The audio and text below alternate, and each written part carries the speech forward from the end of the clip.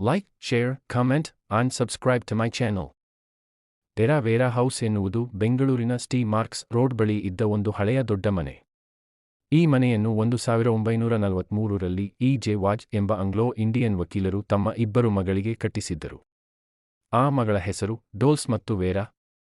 ಆರಂಭದಲ್ಲಿ ಇದು ಸಂತೋಷದಿಂದ ತುಂಬಿದ ಸುಂದರ ಮನೆಯಾಗಿತ್ತು. ಆದರೆ 2002ರಲ್ಲಿ ಈ ಮನೆಯಲ್ಲಿ ಭಯಾನಕ ದುರ್ಘಟನೆ ನಡೆದಿದೆ ಎಂದು ಹೇಳಲಾಗುತ್ತದೆ. ಡೋಲ್ಸ್ ಅವರು ಮನೆಯೊಳಗೆ ಕೊಲೆಯಾಗಿದ್ದರು. ಈ ಘಟನೆ ನೋಡಿದ ವೇರಾ ಅವರು ತೀವ್ರವಾಗಿ ಭಯಗೊಂಡು ಮನೆ ಬಿಟ್ಟು ಹೊರಟು ಹೋದರು.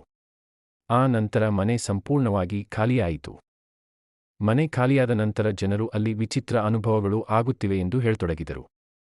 ರಾತ್ರಿ ಸಮಯದಲ್ಲಿ ಯಾರೂ ಇಲ್ಲದಿದ್ದರೂ ಹೆಜ್ಜೆ ಶಬ್ದಗಳು ಕೇಳಿಸುತ್ತವೆ ಎಂದು ಕೆಲವರು ಹೇಳಿದರು. ಕೆಲವರು ಸಂಗೀತದ ಧ್ವನಿ, ವಿಶೇಷವಾಗಿ ಪಿಯಾನೋ ಶಬ್ದ ಕೇಳುತ್ತದೆ ಎಂದು ಹೇಳಿದರು. ಇನ್ನು ಕೆಲವರಿಗೆ ಅಚಾನಕ್ ಚಳಿ ಅನುಭವವಾಗುತ್ತದೆ ಮತ್ತು ನೆರಳುಗಳು ಚಲಿಸುವಂತೆ ಕಾಣುತ್ತವೆ ಎಂದು ಅನುಭವವಾಯಿತು. ಈ ಎಲ್ಲ ಘಟನೆಗಳ ಕಾರಣದಿಂದ ಟೆರಾ ವೇರಾ ಹೌಸ್ ಬೆಂಗಳೂರಿನ ಹ್ಯಾಂಟೆಡ್ ಮನೆ ಎಂದು ಪ್ರಸಿದ್ಧಿಯಾಯಿತು. ಆದರೆ ವಿಜ್ಞಾನಿಗಳ ಪ್ರಕಾರ ಇವು ಹಳೆಯ ಕಟ್ಟಡದಿಂದ ಬರುವ ಶಬ್ದಗಳು ಅಥವಾ ಮಾನಸಿಕ ಭ್ರಮೆಯಾಗಿರಬಹುದು. ಭೂತ ಇದೆ ಎಂಬುದಕ್ಕೆ ಯಾವುದೇ ವೈಜ್ಞಾನಿಕ ಸಾಕ್ಷಿ ಇಲ್ಲ. ಹಳೆಯ ಮನೆಯನ್ನು 2014ರ ಸುಮಾರಿಗೆ ಸಂಪೂರ್ಣವಾಗಿ ಕೆಡವಲಾಗಿದೆ. ಇಂದಿಗೆ ಆ ಮನೆ ಅಸ್ತಿತ್ವದಲ್ಲಿಲ್ಲ, ಆದರೆ ಅದರ ಭಯಾನಕ ಕಥೆಗಳು ಮತ್ತು ರಹಸ್ಯಗಳು ಇನ್ನೂ ಜನರ ನಡುವೆ ಹರಡುತ್ತಲೇ ಇವೆ.